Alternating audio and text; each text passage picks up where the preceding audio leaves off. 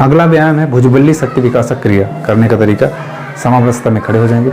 इसके भी 3 पार्ट हैं, तो सबसे पहले पहला पार्ट बता देता हूँ, फिर दूसरा, फिर तीसरा, है ना।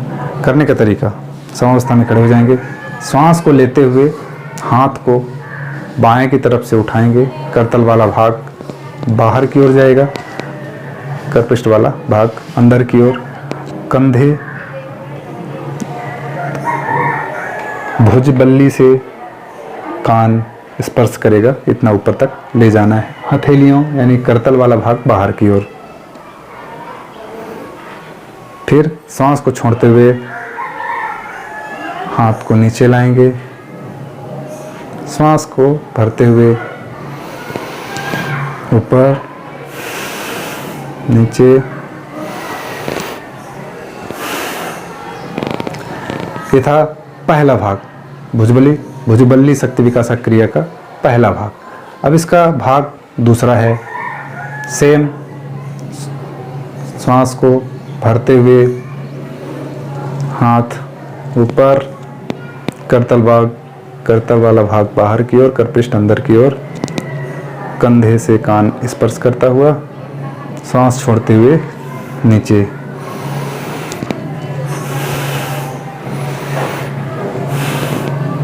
ये था पहला और दूसरा भाग। अब है इसके तीसरा भाग। इसका तीसरा भाग में सेम है। उसमें पहले और दूसरे भाग में एक एक हाथ को ले गए थे, जिसमें दोनों हाथ एक साथ ऊपर ले जाएंगे। करने का तरीका सेम रहेगा।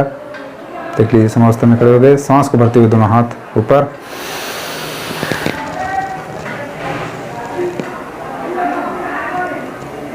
करतल वाला भाग बाहर की ओर, करपृष्ठ अंदर की ओर। श्वास को छोड़ते हुए पूर्वावस्था में वापस आ जाएंगे। श्वास को लेते हुए फिर ऊपर। ध्यान देने वाली बात, हथेली कंधे, हाथ कंधे से ऊपर, हाथ कंधे से ऊपर, कान कंधों को स्पर्श करता हुआ, हथेलियां बाहर की ओर, करपृष्ठ बाहर की ओर, करतल बाहर की ओर, करपृष्ठ अंदर की ओर। खुली हुई हथेलियां, आपस में उंगलियां सटी हुई। छोड़ते हुए वापस, लेते हुए। ये था भुजबल्ली शक्ति विकासक क्रिया, इसके तीनों पार्ट। अब है इनके लाभ। इनके लाभ हैं, भुजबल्लियाँ पुष्ट व शक्तिशाली बनती हैं।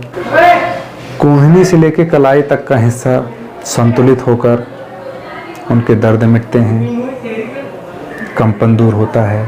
भुजबल्लियाँ शक्तिशाली होकर कार्य करने की क्षमता में वृद्धि होती है, आदि सारे इनके लाभ हैं।